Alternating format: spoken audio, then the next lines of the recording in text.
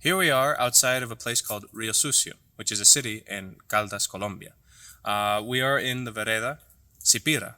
And here, well, it's very well known for the river that the city is named after, for the mountains and the lush greenery, and also for the festival that happens every year, which is a Carnival del Diablo.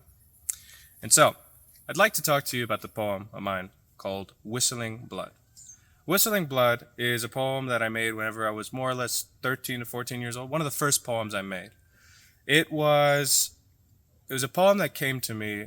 I believe I was in math class in Houston, and when I was sitting down and doting off like I normally did in math, I started thinking about a variety a variety of things. Number one was a song that I was listening to at the time that I still like to this day called Sukiyaki, which is a Japanese song that, from my understanding, the theme of the song, it's about a man who wakes up one day and knows that he's going to die.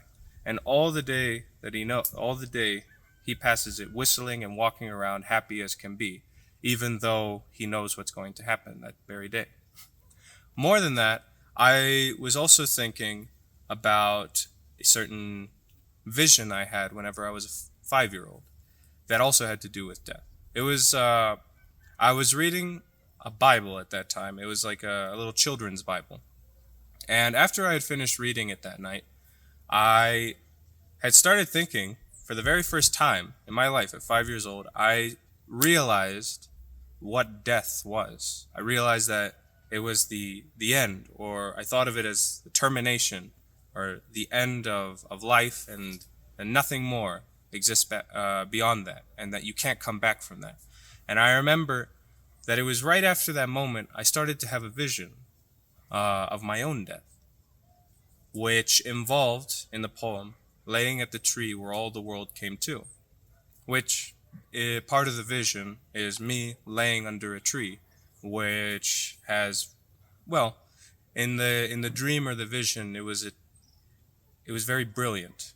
It was a shining dead tree that seemed like a very happy place, a very wondrous place that I had to, at some point in my life, face and lay beneath. But to put it simply, I remember crying after having that vision, and I made quite a scandal that my parents actually had to come to the room and calm me down. Uh, but it was that song, that vision, and another vision or another dream of mine, which I remember asking my parents when I was little for a brother, because I always wanted a little brother. And instead, I got a little sister who is more wonderful than I could have imagined. But I remember that I always, whenever I first found out about the phenomena of blood brothership across the world, which everyone from the Mongolians to the Japanese to the Spanish to the natives of the United States and South America have all practiced some form of blood alliance or blood brothership where they, through some ritual, cut themselves and they exchange blood, whether it's through holding hands like this, or I think the Mongolians drink it in each other's milk, or the Japanese, they just share a cup of sake.